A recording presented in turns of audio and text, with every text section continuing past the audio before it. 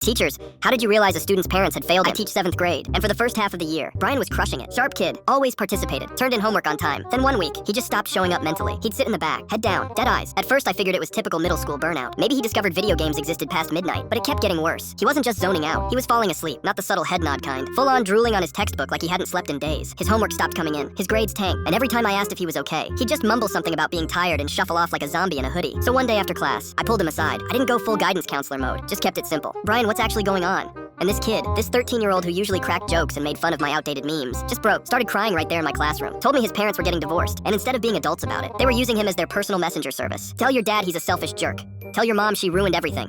Back and forth, every single day. Neither of them were checking if he'd eaten dinner or finished his homework. They were too busy destroying each other to notice they were destroying him too. I was furious, not at Brian, at them. These grown adults were so wrapped up in their own drama that their kid was eating cereal for dinner 3 nights in a row because neither of them bothered to cook. So I did what any reasonable teacher would do. I scheduled a parent-teacher conference, got both of them in the same room, and laid it all out. Your son is failing because you two are failing him. And you know what they did? They lied, straight to my face, said everything was fine, that Brian was just going through a phase, and that I was overstepping. One of them actually said, he's probably just tired from staying up too late. Sir, your child told me he's been microwaving gas station burritos because you forgot groceries existed. I wasn't letting that slide. I got the principal involved, pulled Brian into the office, and told him this was a safe space. No consequences, just honesty. And he told them everything. The neglect, the fighting, how his dad forgot to pick him up from school twice last week, and he had to sit on the curb until a neighbor drove by. The parents tried to backtrack, but I had emails. I had Brian's testimony, and the principal backed me up. I looked both of them dead in the eyes and said, either you figure this out and start being actual parents, or we're contacting social services.